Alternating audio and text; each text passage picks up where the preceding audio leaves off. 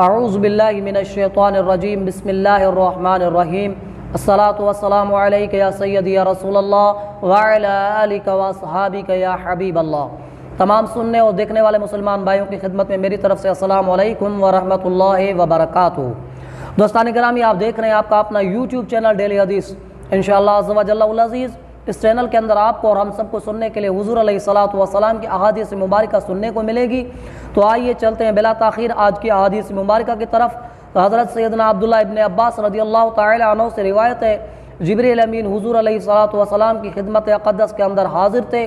اتنے میں ایک زوردار آواز سنائی دی گئی جو کہ ایک دروازہ کھلنے کی تھی۔ جبریل امین نے اپنے سر کو آسمان کی طرف اٹھایا اور عرض کیا، یا رسول اللہ، یہ ایک آسمان کا دروازہ ہے جو آج سے پہلے کبھی نہیں کھلا، اور اس دروازے سے ایک فرشتہ زمین پر اترا ہے جو آج سے پہلے کبھی زمین پر نہیں اترا۔ وہ آپ کو سلام عرض کر رہا ہے اور آپ کو مبارکباد اور خوشخبری دے رہا ہے دو نوروں کی، یعنی دو نور جو ہیں ان کی بشارت دے رہا ہے جو آپ سے پہلے کبھی کسی نبی کو نہیں دیے گئے۔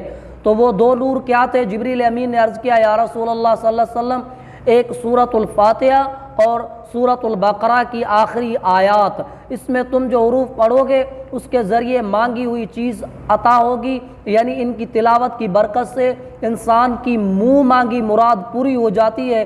تو اللہ رب العزت کی دربار کے اندر آپ اور ہم سب یہ دعا کریں، اللہ تبارک و تعالی آپ کو اور ہم سب کو قرآن مجید کی تعلیم پڑھ کر اس کے اوپر عمل کرنے کی توفیق عطا فرمائے۔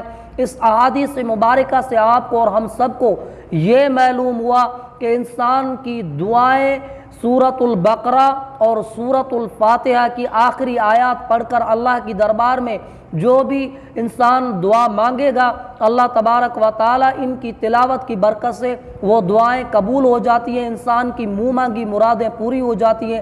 اللہ رب العزت کی دربار کے اندر دعائیں اللہ تعالیٰ آپ کو اور ہم سب کو اس احادیث مبارکہ پر عمل کرنے کی توفیق عطا فرمائے، آمین۔ آخر میں حضور علیہ الصلوۃ والسلام کی دربار اقدس کے اندر درود شریف کا ہدیہ پیش کرتے ہیں۔ صلو علی الحبیب صلی اللہ تعالی علی محمد صلی اللہ علیہ وسلم، صلاۃ وسلام علیک یا رسول اللہ وعلی آلک واصحابک یا نبی اللہ۔ آخر میں تمام دوستوں کی خدمت میں مؤدبانہ گزارش ہے، ہمارے اس چینل کو لائک کریں، کمنٹ کریں اور شیئر کریں اور اس چینل کو سبسکرائب کریں۔ انشاءاللہ عز و جل العزیز ملتے ہیں ایک نئی ویڈیوز کے ساتھ۔ السلام علیکم ورحمۃ اللہ وبرکاتہ۔